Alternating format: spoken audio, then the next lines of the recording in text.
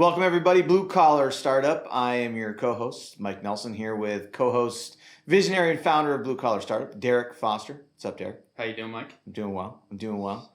And we are here today at Veteran-Made Woodworks. We're actually on scene, so we're using a microphone here, guys. Different format. Yeah, a little different format today. It's a little more fun. Yeah. If it was a little later in the day, maybe we would have some of those beers in the fridge. So we're here with Anthony and I'm not even going to try to say your last name, bro. So Guadagnino. Guadagnino. Yeah. All right, I did it. Anthony Guadagnino, owner, founder of Veteran-Made Woodworks. How we doing, man? I'm good. Thanks for having me. Yeah, absolutely. Excited to have you on. Thanks for welcoming us into the shop. Oh yeah. It's a happy place. And we made it. We found it. Yeah, it's a little off the beaten path. It's a nice ride in. I love it. I mean, I hear it all the time. You look like, oh my God, from customers that come to pick up. Yeah. Oh yeah.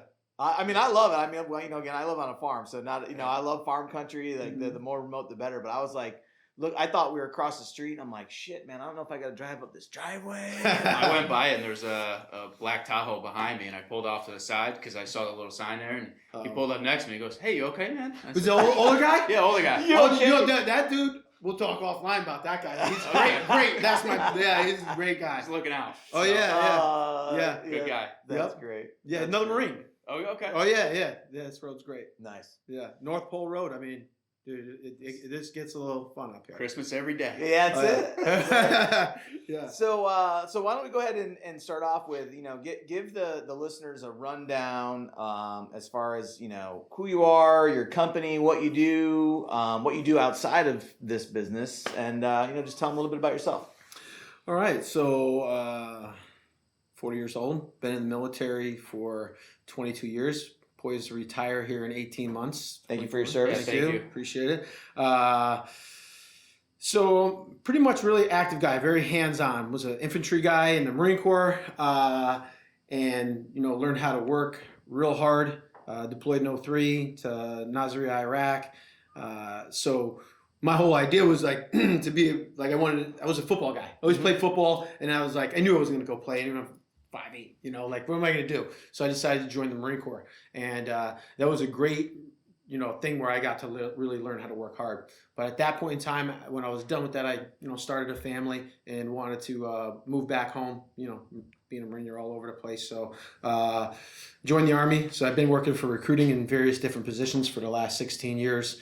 And like we were talking before, I used to, I always had something I was into. I have like a hobby. I'm just a very energetic person, big on the whole workout thing. So I would really dive into things. The one thing I would dive in was, Spartan race.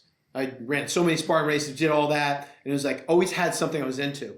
But when that ended, I'm like, what am I going to do? And I'm like, all right, I'm poised for what am I going to do after I retire? I don't want to work for anybody. I've been working for the government, and that's a bureaucratic thing. So I'm like, let me build something, let me do something. And I took a course called Boots to Business over at the Waterview Arsenal. And I didn't even know what kind of business I wanted to do. I just knew I wanted to start a business. Yeah. So I take that course, and I did like a year of figuring this out and that. And what I wanted to start totally wasn't. And there's this person who runs that program, Amy Amoroso, actually served with her husband. She's like, do something you're passionate about. So I started making this and that and working. I've always worked on my home. All the time. Last home, this home. Yeah. So I knew how to do that, but I didn't want to do that kind of work. You got to bring all your stuff, trailer.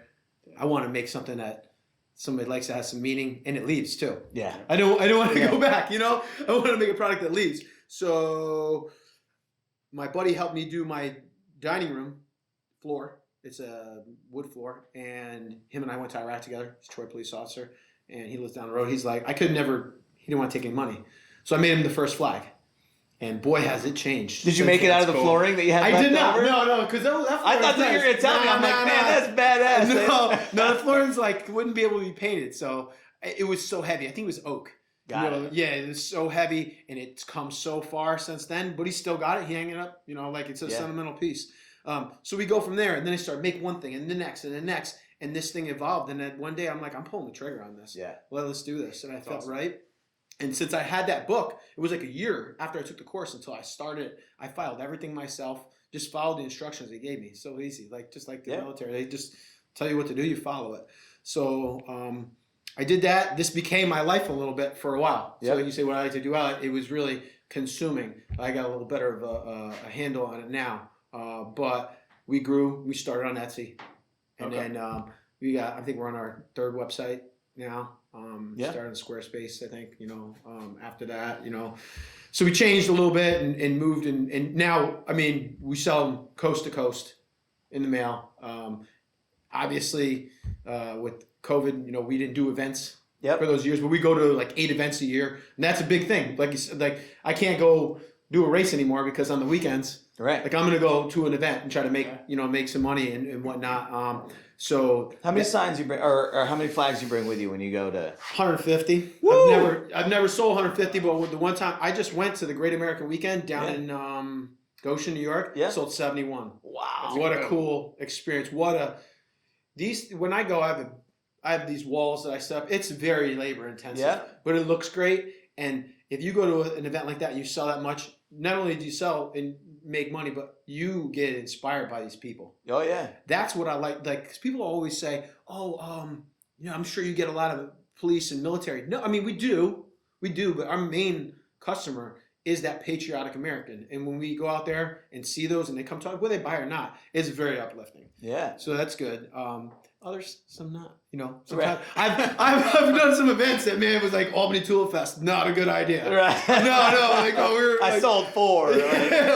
it was not. So I've been able to kind of figure out which is best. Yeah.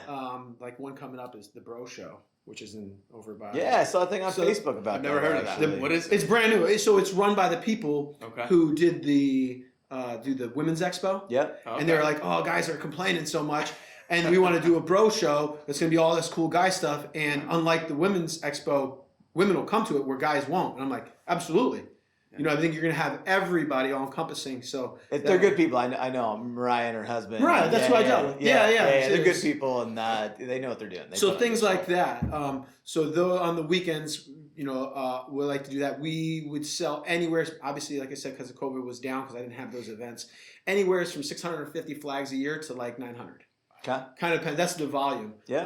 Obviously, we want to get towards that 1,000 mark, but Yeah. you got to do some events really, or advertise heavily to be able to hit those numbers. At least on our part-time basis. When I retire, we're going to turn this thing up. Yeah, so that's, from a scale standpoint for anybody listening. So, if you're doing 900 flags a year at 150 to 200 a pop, Yeah. you know what I mean? Like that's how a freaking hell of a part-time job, bro. Like That's how we built these You know? two. That's how I paid for these 2 buildings. Yeah. That's how we Yeah. paid. I mean, yeah, absolutely. That's how I built this business on taking those profits and throwing them back in. And that's what people may not understand about when you start your own business. In there, let me take this money and go on a vacation, or buy this car, or buy whatever. Well, maybe if you throw it back in, you think long term, play the long ball. Yeah. And not make some money for a little while. And then now, after I've been through 7 years now, I bought that pontoon boat, and it's great. And that's what I like to do. And I'm huge into like fishing. I'm actually a big fisherman. So on my off time, that's what I do. Going out to Florida, in a month now I have this processes in place, and this, so that this business can actually run into training. That's another thing, the training to get everybody to have it the way I want it, because I do believe it's a team. However, I also believe that one person should be in charge, and that someone's got to carry that load. Yeah. You got to take that burden. You got to be able to be responsible for this and that. And with that comes the way I want it to look. So Do you find, with obviously your extensive military career, and guys are working for you, also have military backgrounds, they're all veterans. Do you find that chain of command is just something that you guys just all do naturally? I mean, is that a part of the structure of your business and how you flow, or does that not even come into play? A little, but not. A little bit. That's a mutual respect thing. They respect the amount of work that I totally lead by example. You can't. There's no Leading other from way. the front. There's no way you can. Yeah. But I never, ever want it to be that way where it was a yes, boss. Hell no. Because those are, I take care of my guys. Mm-hmm. That's a friendship, a partnership. Even if I didn't know you and all of a sudden you're part of the team, that is all encompassing because we're in it together. Yeah.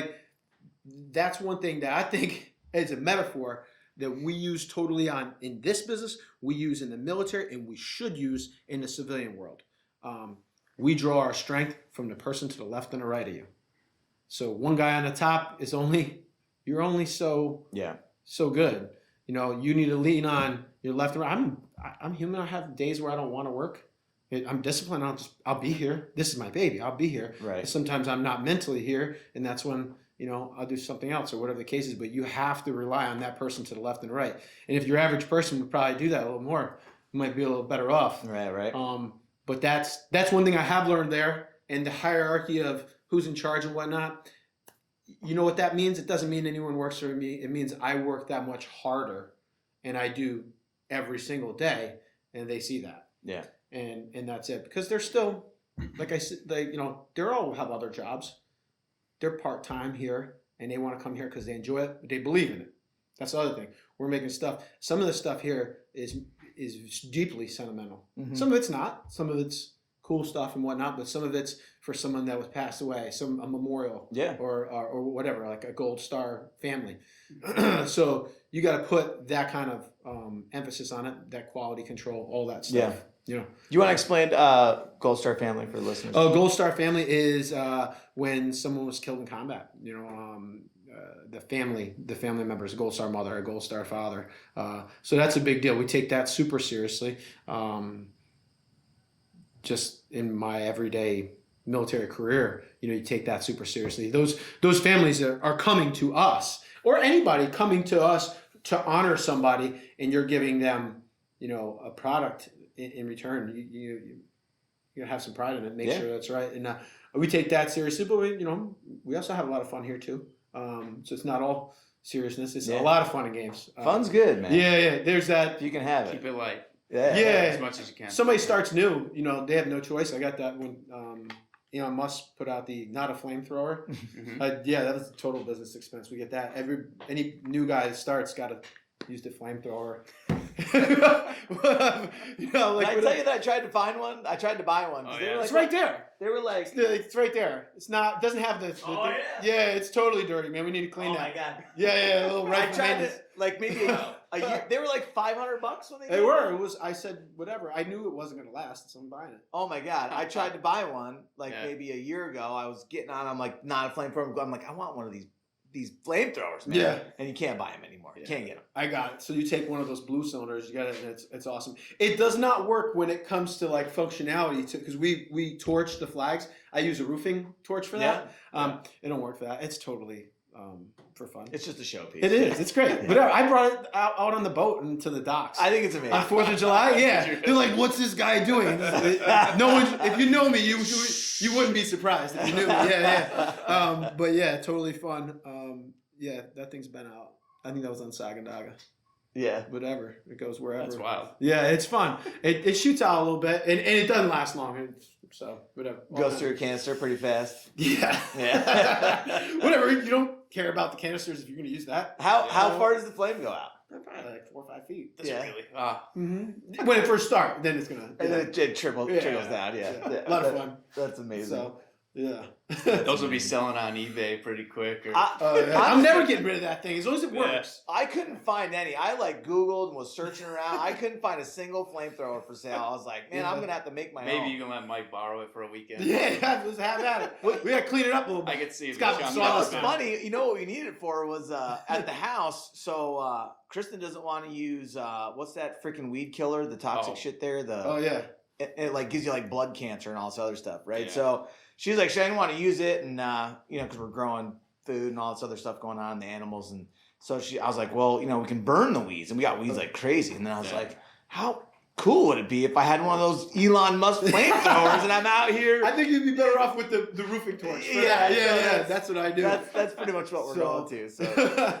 But yeah, man, we have all kinds of fun, and a lot of times, some of the best times at those events. Yeah, we'll go out and like I got a couple coming up that Massachusetts over in Syracuse, to stay overnight. Yep. So that's a good time. It's a good time. It's a lot of fun. And I did have this thing about being a business owner, man. I had an event before the Warrensburg World's Largest Garage Sale. And at the time, my sister-in-law was getting married, and I had to hand it off to my boys. But I trusted them. I trusted them, and I wasn't there for it. And did I miss out? No, I mean, it was great, but Totally, that was something that when it's your baby and you're there for the event, but you trust all of them, trust your people, they do the job, and it was great. You know? So when did you know, because, obviously it was a process that you said it was a year for you to really get going and get things set up. So, big first step, obviously hiring your first employee. About when did that happen, and when did you realize that you needed some help? So the first employee, so this isn't a partnership, obviously, like I said, but Ryan, the guy that helped me with the floor, he's my, I joke, I'm this the VP. I can't do this business without Ryan. I can't. He does all my assembly. He does such a good job. I mean, he is to the T. I mean, he does it in his job at work too. He's just very methodical, very good at what he does. He does payroll. He does, all of our stars, and he makes sure that these are high quality. We do have a little quality control that we check. So he was the first guy. Then we've gone through other people in which some people I know and friends, and they come through. One guy was in the Army. He's since retired, got another job. Some guys get promoted to sergeant in the police force now that they're veterans and they were a police officer. Yeah. And then, so I've had some turnover, but all good turnover. One guy had, 2 kids since, and he can't work anymore. Yeah. So we'll go find somebody new. But right now, we're to the point where I may hire somebody new. But during the whole COVID thing, without the events and all, I didn't really need it. Yeah. So we may. But when I retire, we may not. Yeah. So it's that balance. But then having that on the horizon, knowing that retirement's coming, knowing I'm going to work full time here, but there's a lot of stuff that I do that's not particularly the production side, because I'm running also the run to Home Depot or engraving, things like that, talking with customers, invoices. Doesn't allow me, I get away from this. Yeah. So I've been working with Hudson Valley Community College, and I want to go into their, hey, we got some veterans in their carpentry program. Sure. Maybe we can take somebody from over there. We can have that as a feeder type thing to fill. But when you deal with somebody that's over there, they just got to go through a process. I mean, I believe in, I'm not going to fire anybody, luckily. But hiring slowly, fire quickly. That's the way to do it. The way to do it. You got to make sure you have the right person, because this is my home. Yeah, absolutely.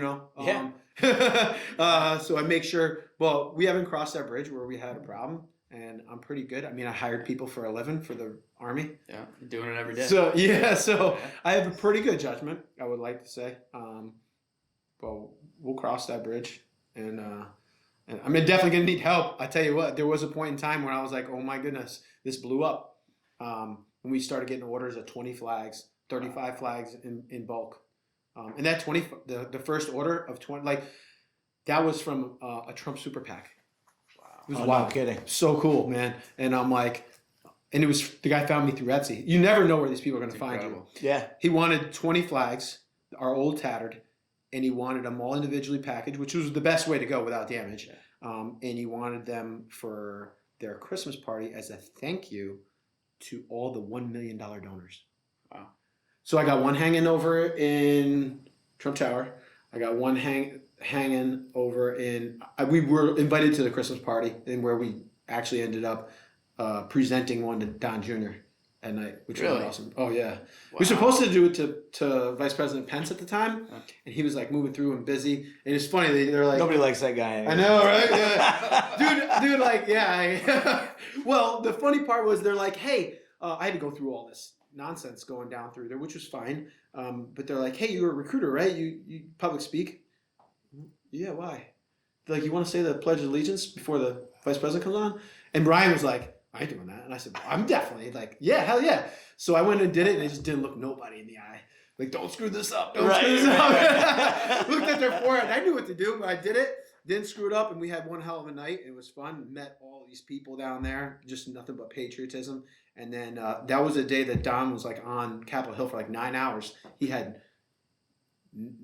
he didn't have any reason to come see us. He could have easily went to bed. He was smoked. But he made the time. He came.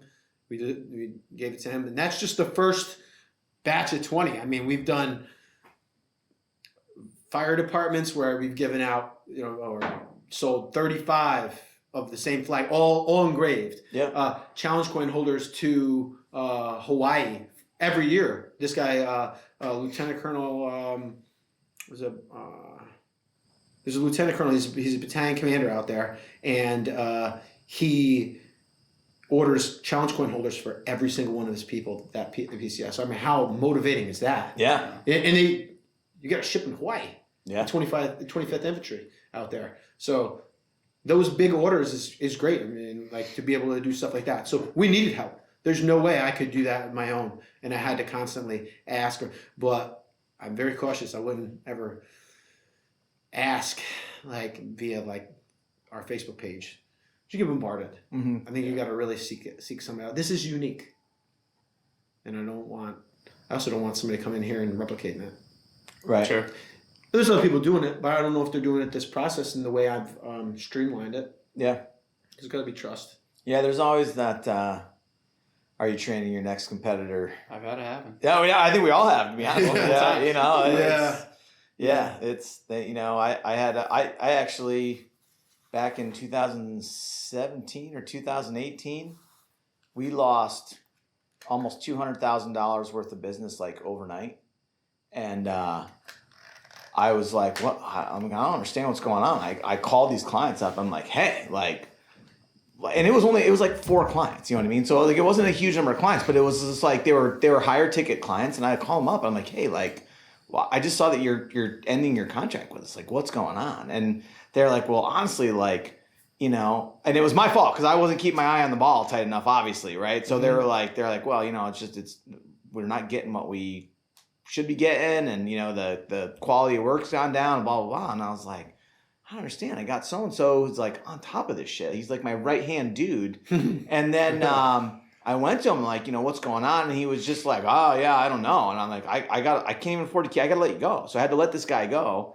And then he hands in his laptop. And then when I get on the laptop, there's all this stuff. The reason why our clients were not getting the work they were supposed to be getting is because he was too busy starting his own company and selling his own clients and working on his client stuff. And I was just like, oh my God, who's that much of an asshole? But apparently they exist, Yeah, so you gotta expect everybody to have integrity. I mean, it's not always there. Well, and that was you have integrity, you think everybody has integrity. No. And a lot of people don't. And so I learned my lesson after that point. I was put checks and balances in and made sure that, I'm keeping my eye on the ball in the ways that I'm supposed to be. But trust. It was an expensive mistake. Those are the ones you'll never forget. Oh yeah, no, dude. I'm like, oh. I definitely made some mistakes, and you just try not to make them twice. What do you think your biggest mistake was? Biggest mistake? Ooh. It has working every single night on this to the point where I was obsessed. Yeah. And that lacked balance. Mm-hmm. Okay, so I may not have paid for it on the business, but I may have paid for it elsewhere. Yeah.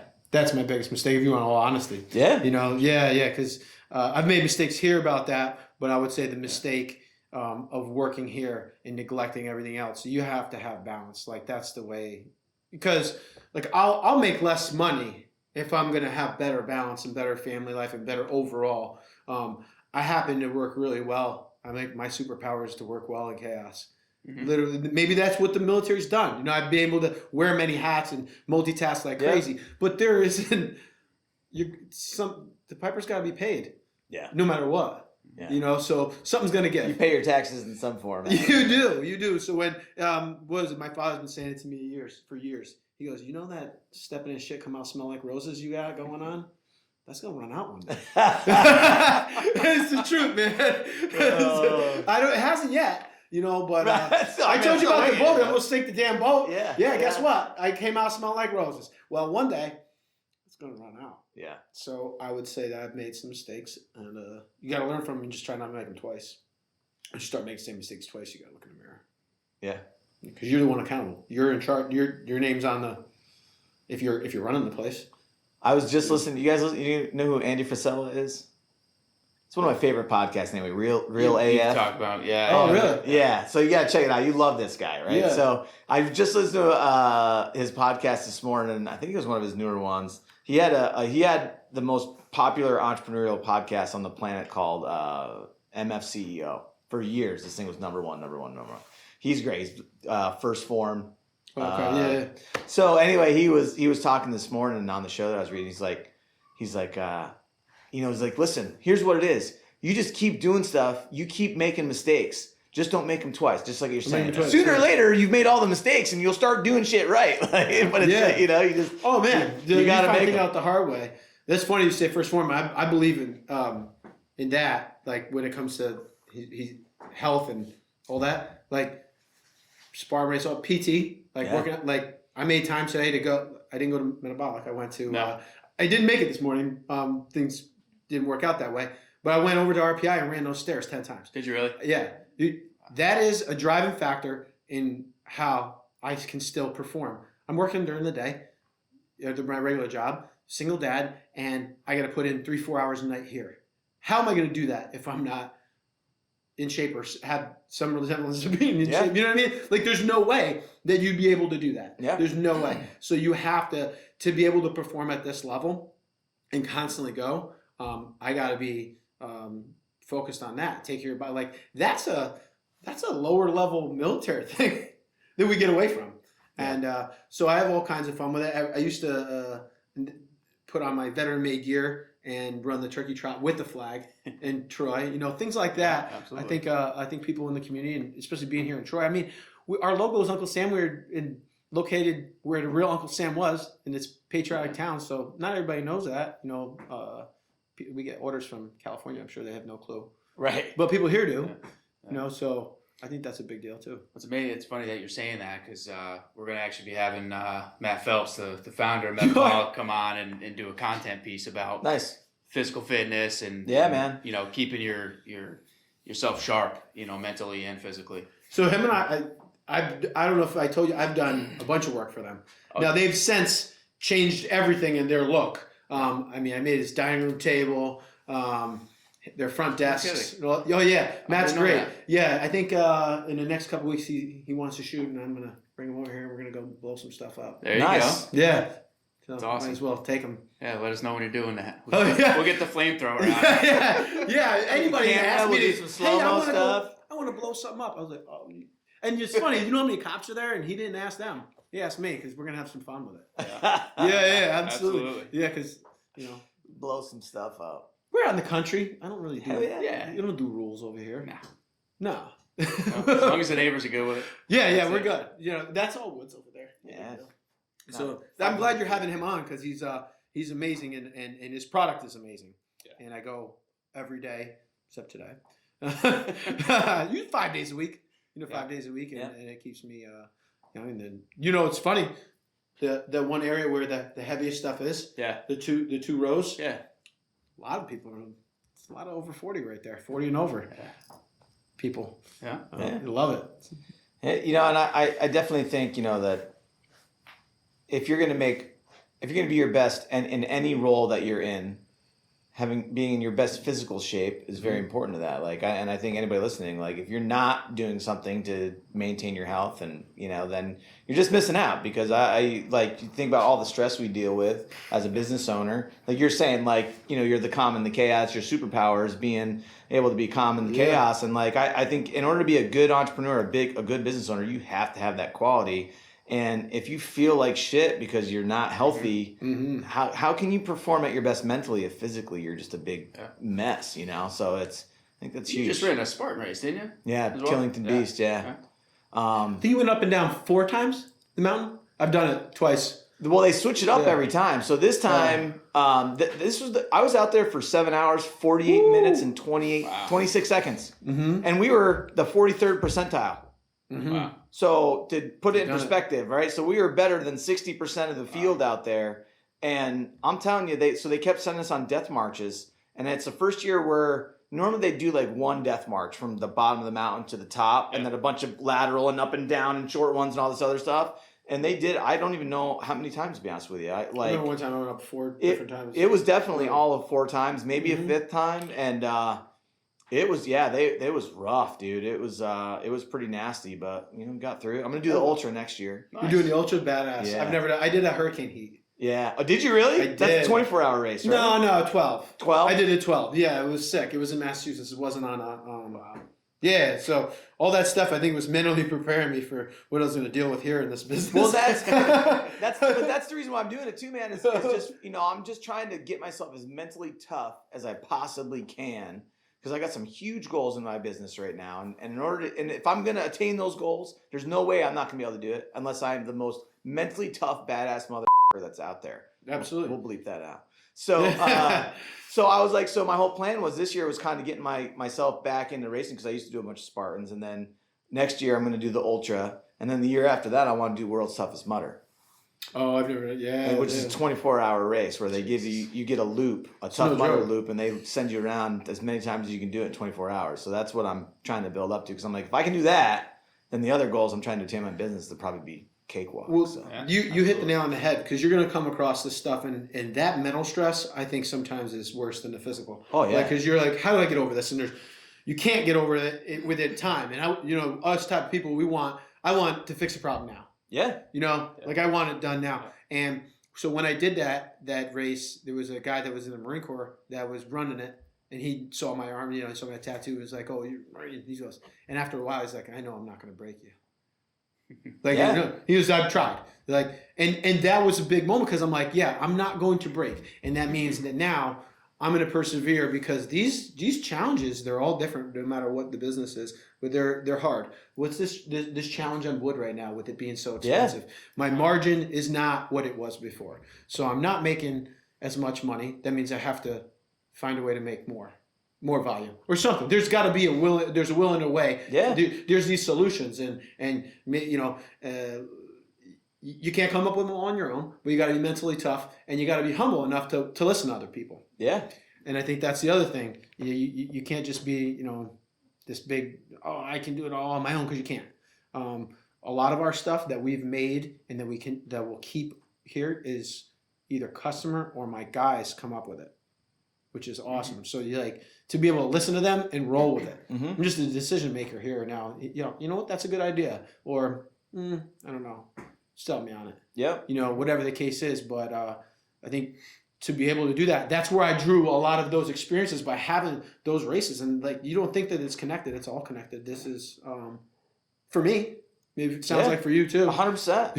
100%. I can tell you that every loss that I've, big loss that I've suffered in business, I think one of the biggest things of why I suffered it is because my mental toughness wasn't where it needed to be. Mm-hmm. In order for me to, avoid the obstacle at that time, not just overcome it, but avoid it, in the situation I told you earlier with that kid that messed me up, what happened was I was working a ton, I was getting burnt out, and I just kind of took my eyes off the ball instead of being disciplined and just being mentally tough and going hey, I just got to suck this up for 6 months, put some processes in place and make sure that this stuff's covered. I was just screw it, it'll be fine. And then it wasn't. It's not. It never is. But the discipline is that's the difference. Yeah. But you'll learn, and you'll never do that again. No. Yeah. Because motivation is bullshit. It's discipline. I tell people, I don't think there's any such thing as motivation. Doesn't exist. I don't think it is. That's what I tell people. Just you can feel energetic you want, but you're not going to feel that way tomorrow. Yeah. Or maybe you won't, just go and do it. Motivation is fading. It's waning. And motivation is something that, you're not going to get somebody motivated to do something that they don't want to do. I used to say with sales guys, I'm you're never going to get motivated to make cold calls. Cold calls suck. No one wants to do it. It's not fun. Yeah. You're never going to get motivated to do it. You just got to have the discipline to do it when you don't want to do it, and then make it happen. Period. Absolutely. Yeah, 100%, man. No motivation, just discipline. And that's why, luckily, I've set this up so this shop is here at my home. It would take a little bit more discipline to get in the car and go to it. I'm not going to say it would. Especially in those cold winters. It definitely would. But that's why I set it up like that, because I know myself. I know my strengths. I know my weaknesses. I know how to exploit, my strength. Hey, just build on it. And then just work on your weakness a little at a time. But here, to be able to do that, for me, has been good, because when somebody can't work or wherever the case is, hence, what was it, that all those riots? All that bullshit, the BLM riots and everything. My guys at that time were Troy police officers. They got called in. Yep. Who does that fall on? Me. Yeah. Take a day of leave. I get 30 days off a year. Take a vacation day, catch up. That's on me. I didn't get paid. Right. You know, that's fine. Yeah. And that I choose that. I'm not. No one should feel bad for me because in the end, when we make money, I make money. You know, when we have these big events, I do great. But yeah, that's where you have to think, especially in business. And it's nice that I'm coming up on the 7-year anniversary. Because once you hit 5, you know, you're like, all right, we're good, right? But I had thought I was already going to be better than where I was. Obviously, this whole, you know, we took a step back, but I know where we're at and where we're going to go, and we're going to be around. We just had to keep going, have that discipline to just keep showing up for a while. As long as we weren't going to go out of business, right? You know, but we were going to make a ton when everything was shut down and we couldn't get wood or we couldn't get poly. We're just going to keep going a little at a time. If I have to buy a gallon instead of 5, that's what I do. Yep. And I make less, and that's what it is. We just keep this thing going, and now things are opening up. I think we'll not necessarily opening up, but like their costs are coming a little down. Yeah. Availability is getting a little better, and it'll keep getting better. This is cyclical. I actually filled up my gas tank today, and it was $3.89 a gallon. I couldn't even believe it. Yeah.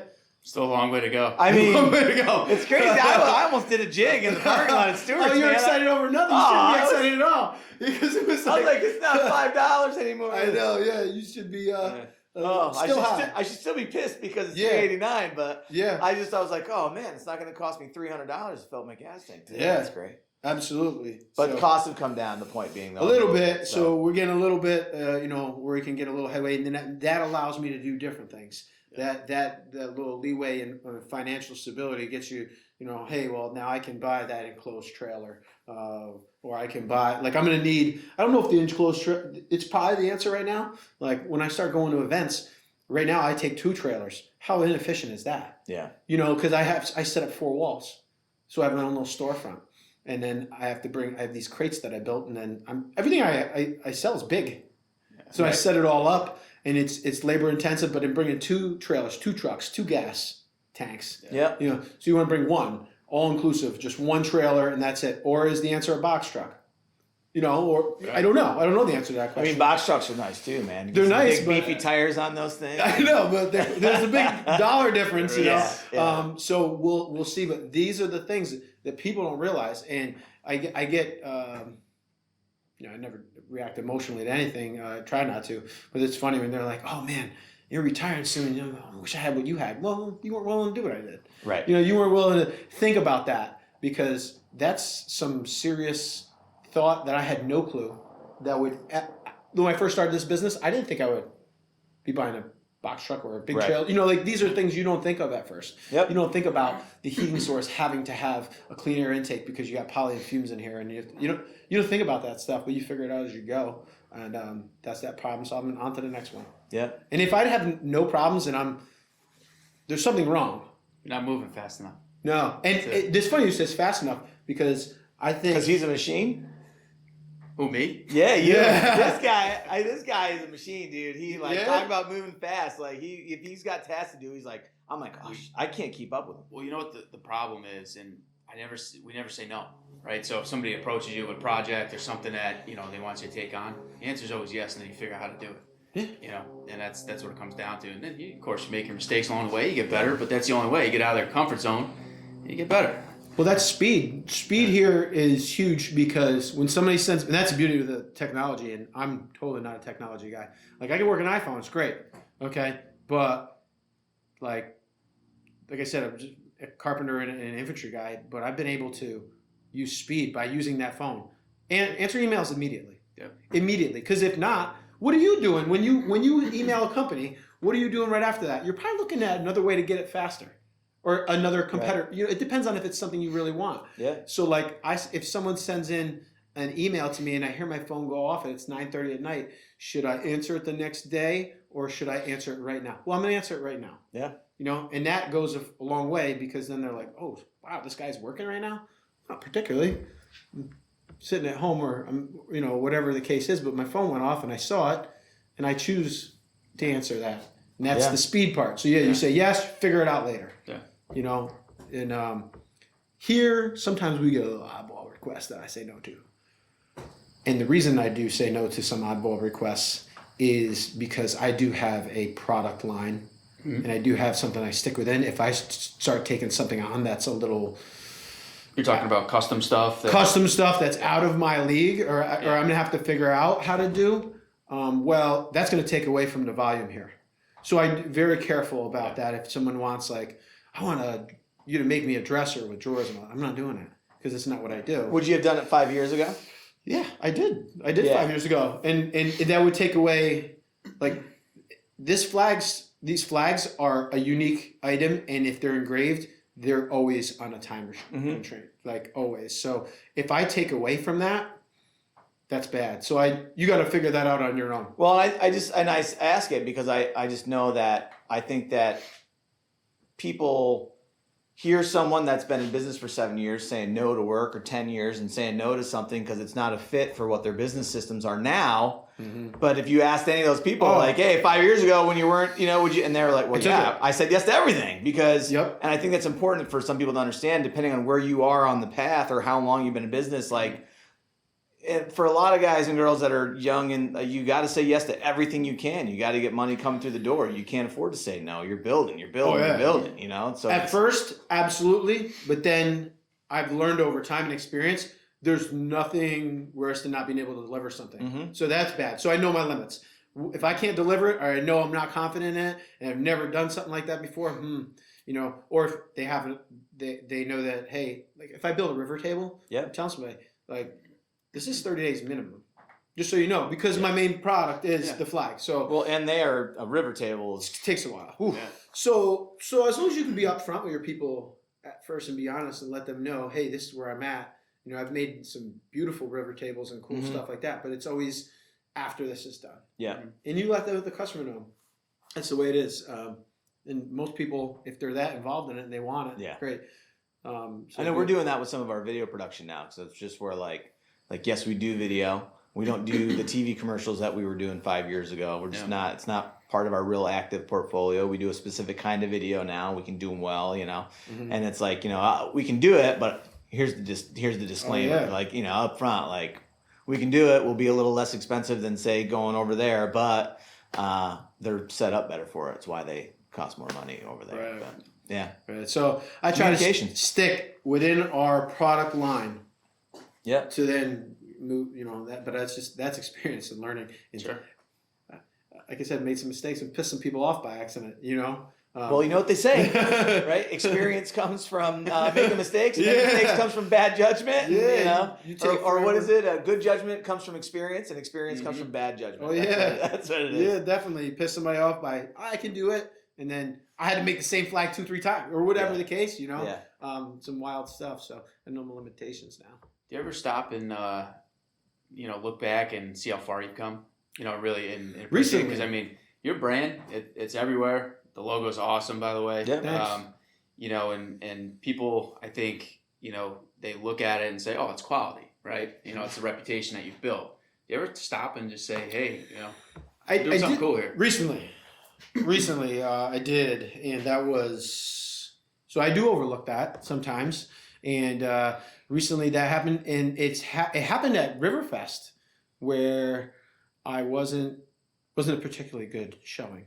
Not for us, but the show. We didn't do well, and that the culture down there changed a little bit, so it wasn't in particular a target market. So whatever. So we go down there, and then my buddy Ryan and I were working the table. And man, this has been just a rough day. So I said, well, before we close down, let's go over to Bootleggers and grab a couple. You can take beers to go, right? I need a beer today. This is the kind of day. So I go over there. And the owners there are so nice. I didn't know them, and they were like, "Hey, you're the Veteran-Made guy." I go, "Oh shit!"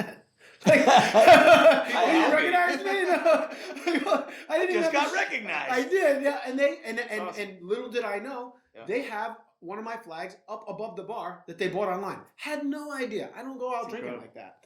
So that was cool. That was wild. And there's just ones.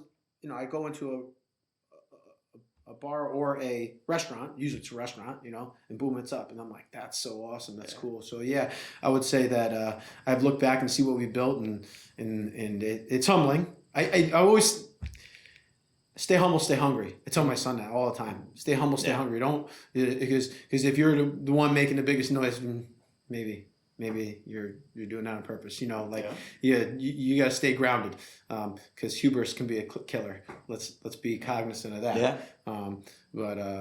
But yeah, man, it's come a long way. And then the logo. So the logo is cool. That I went through the logo through a company that bids on artist work. Okay. And I basically went into it like I was creating a tattoo. Oh, really? I did. I went just the same as I would go create a tattoo.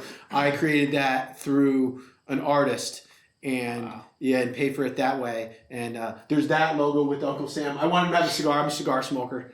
I wanted it to be Uncle Sam and a play on the whole skull and crossbone. Yeah. And then I do have another one that's on my truck, my poor truck that's not here. Remember Bo Jackson years ago that had his shoulder pads and the bat across his back? There was like a poster for Bo Jackson because he played football and baseball. Yeah. Played football and baseball, right? I wanted Uncle Sam with a 2x4 on his back with his arms over it and saying Veteran-Made, and Uncle Sam had to be like tatted up. Yeah. But he was still in the thing, and things like that. When you tell somebody that, and then an artist like puts it together as if it was like, and I was like, I want to kind of flash tattoo, and that's how that came about. Interesting. Yeah. There's all these little quirky, cool little things, stories that we have, and a lot of my some of the videos that we have, and we'll probably do more, is just me lighting a cigar with the freaking blowtorch all the time. Listen, any use for a blowtorch? Yeah. It's a good use for a Right, this blowtorch. bitch I gotta ask. I like the occasional cigar as well. So what's your go-to? Oh boy, I go on the bid, man. There's Yeah. 50 in there right now. Oh yeah. Oliva V. Oliva V is your go-to for like an everyday. Yeah, like I'll be over at Havana Palooza coming up here. Okay. There's a cigar event coming up. Right in North Greenbush, or I think it's in Albany. No, they're going to be at an event, so it's like Okay. everybody at the event. I've had a flag raffle there before, but yeah, I think it's down where I grew up, like Felicia area or something. It's outdoor. It used to be at the Armory over in Albany. Okay. But they changed venue. Anyway, so you get together, smoke cigars, and Nice. have all kinds of stuff. But yeah, so I like to do that, and I'll pop up. I'm just kind of known for having that. I don't know. Nice. That's my like only bad habit. I wouldn't say that. Let's be real. But my particularly bad habit, that's health wise bad habit. Okay. Yeah. So I know we're getting short on time, and we got to get going to My son's football game. That's it. Yeah, man. First game. Last question: if you were going to tell listeners one thing to help them run their business or to do better as a business owner or entrepreneur, what would it be? I would say to do what you like and what you kind of don't like. Don't spend time learning the things that you don't enjoy. Pay people to do that. Like, I don't know how to do my taxes. I don't want to learn how to do my taxes. I'm going to pay a CPA to do that. And some people get wrapped up around that. Mm-hmm. Don't get involved. Like, I'm not going to make Facebook carousel ads. I'm not going to learn how to do it. I'm not going to learn how to do Photoshop. Right. I'm not. I just don't want to do it. Let me spend time on my craft. What am I strong with? Just focus on your strengths. Build those. And your deficiencies are something that you want to work on. You do that one at a time, little over time. Do less, do it better. That's what you should do. You should do everything as high quality as you possibly can. And if you can't do something, because everybody's like, oh, you can do that yourself. I don't want to do it myself. I want to focus on what I do and do more of that. And I think that's the best advice I can do and give you. And if you're starting a business and like here with this business, however long it'll be, I do believe that if you have that right mindset, you can do anything. Like I can start, the plan is eventually to move out of the state. Right? Would I do it in another state? I don't know. The point is that I feel that now, after learning how to run this and having that experience, you can run anything. Because making a product is hard. Yeah. Some people make a lot of money on like Amazon. They don't make those products. Right. Or whatever they do. Making a product is hard, and it's a whole degree of difficulty in there. But if you focus on what you do and what you're passionate about and what you like best, then just keep that going, and not so much the other stuff.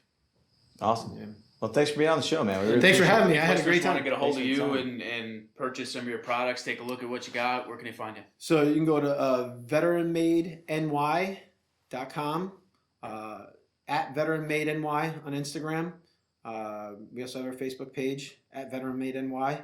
You can even hit up us up for anything custom, veteranmadeny@gmail.com.